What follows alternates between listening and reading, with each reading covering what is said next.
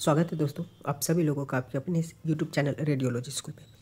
दोस्तों, इस वीडियो में जो हम लोग बात करने वाले हैं, ये एक बहुत इम्पोर्टेंट टॉपिक है आने वाले समय के लिए।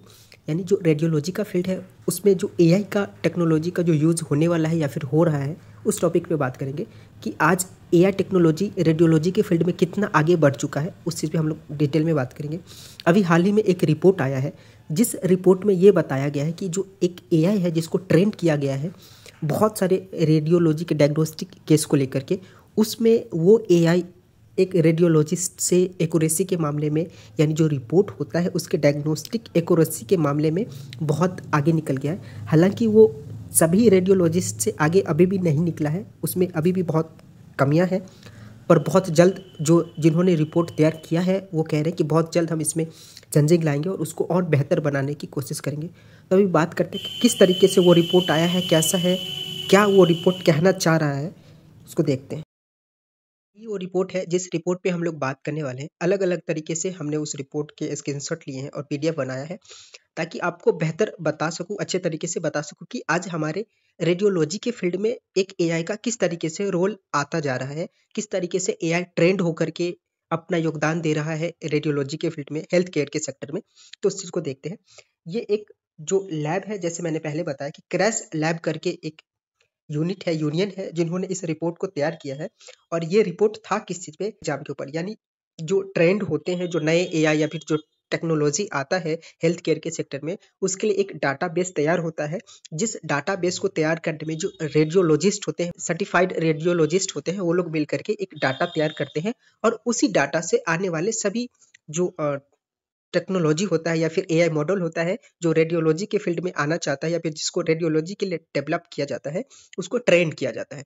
तो अभी क्या हुआ है कि हाल ही में ये जो क्रैश लैब है रिपोर्ट अपना निकाला है, उस रिपोर्ट में बताया है कि एक एआई मॉडल है जो अब इतना ट्रेंड हो चुका है एक रेडियोलॉजी के फील्ड में, एक हेल्थ केयर के सेक्टर में, कि अब वो जो ह्यूमन रेडियोलॉजिस्ट है उससे भी ज़्यादा एक्यूरेसी के साथ बेहतर रिजल्ट देने लग गया है। हालांकि वो सभी रेडियोलॉजिस्ट के कंपेयर में अच्छे रिजल्ट्स नहीं दे पा रहे अभी भी, पर उसको बहुत जल्द एडवांस किया जा सकता है। शायद मैं उसको बहुत अच्छे से नहीं बता सकूं, इसीलिए मैं यहाँ पे जो आपका डिस्क्रिप्शन बॉक्स है वहाँ पे मैं एक लिंक भी दे दूंगा, जिस रिपोर्ट को आप अच्छे से जा करके पढ़ सकते हैं, खुद से पढ़ सकते हैं और समझ सकते हैं। मैं ये चाहता हूँ कि एटलीस्ट आप तक ये इन्फॉर्मेशन पहुँच जाए कि अब रेडियोलॉजी के फील्ड में भी, हेल्थ केयर के सेक्टर में जो रेडियोलॉजी का डिपार्टमेंट होता है, उस डिपार्टमेंट में भी एआई बहुत जल्द एडवांस हो जाएगा, या फिर इस हद तक एडवांस हो गया है कि कुछ रेडियोलॉजिस्ट के कंपेयर में वो बेहतर रिजल्ट एक्यूरेसी के साथ देने लग गया है, जो भी केसेस होते हैं रेडियोलॉजी में।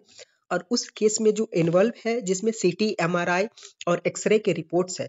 अब ये कैसे है, क्या है, मैं इसको बताता हूँ। ये आप एक ग्राफ देखिए, ये पूरे ग्राफ है जो क्रैश लैब के साइड से दिया गया है। इस ग्राफ में उन्होंने बताया है कि ये जो जेमिनी 3.0 प्रो है, उसका जो रिजल्ट है, जो रेडियोलॉजी के केसेस है उसमें एआई मॉडल है उससे भी बेहतर है। एंड जो रेडियोलॉजी ट्रेनीज है उनसे भी बेहतर है, यानी उससे ज्यादा एक्यूरेसी के साथ ये जो मॉडल है, जो एआई का मॉडल है, अपना रिजल्ट देने लग गया है। लेकिन यहीं पे जो बोर्ड सर्टिफाइड रेडियोलॉजिस्ट है, यानी जो रेडियोलॉजी करने के बाद जो पीजी होते हैं, उनके बाद वो एग्जाम देते हैं, उस एग्जाम रेडियोलॉजिस्ट बन जाते हैं, तो उनसे बेहतर रिजल्ट अभी भी एआई नहीं दे पाया है। लेकिन जो ट्रेनी रेडियोलॉजिस्ट है, यानी जो लोग पीजी कर रहे हैं, first PG first year second year में है, जो लोग प्रैक्टिस कर रहे हैं, जो ट्रेनिंग ले रहे हैं रेडियोलॉजी के फील्ड में, उनसे बेहतर रिजल्ट अभी भी एआई देने लग गया है। इनका यही कहना था जो क्रैश लैब था।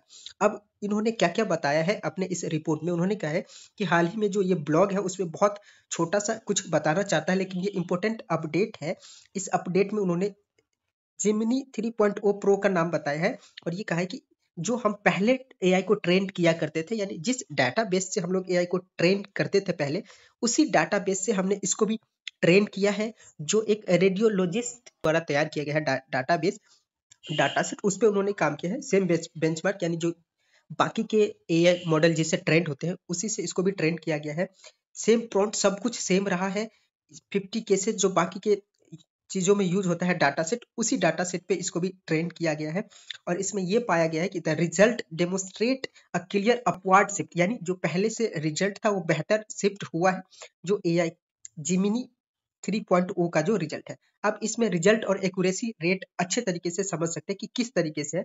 जो एक्सपर्ट रेडियोलॉजिस्ट होते हैं यानी सर्टिफाइड रेडियोलॉजिस्ट होते हैं, उनका जो एक्यूरेसी था यानी सेम डाटा बेस पे जो 50 डिफिकल्ट रेडियोलॉजी के केसेस थे जिसमें एक्सरे, सीटी, एमआरआई का केस था, जो स्पॉट डायग्नोस्टिक हुआ था, उसमें जो एक एक्सपर्ट रेडियोलॉजिस्ट थे जिनका एक्यूरेसी 83% रहा है, स्कोर 41.5% है। जो रेडियोलॉजी ट्रेनी होते हैं, जो सीख रहे होते फर्स्ट ईयर सेकेंड ईयर या फिर जो डॉक्टर के साथ, जो सर्टिफाइड रेडियोलॉजिस्ट के साथ रह के सीखते हैं चीजों को, उनका जो एक्यूरेसी रेट था सेम डाटा सेट पे, उस पे कितना था 45%, और उनका जो स्कोर आया था 22.5%। यहीं पर जो अभी जिस जेमिनी 3.0 प्रो के लिए बात की है, उसका जो एक्यूरेसी 3.0 प्रो का जो रिजल्ट है, जिसका एक्यूरेसी रेट 51% है, जो कि यहाँ पे देख सकते हैं साफ साफ क्लियरली कि जो रेडियोलॉजी ट्रेनिंग है उससे बेहतर है, यानी इसका 45% है। और यहीं पे जेमिनी 3.0 प्रो का जो रिजल्ट है, जो एक्यूरेसी रेट है 51% है, एंड जो स्कोर हुए 25.5%।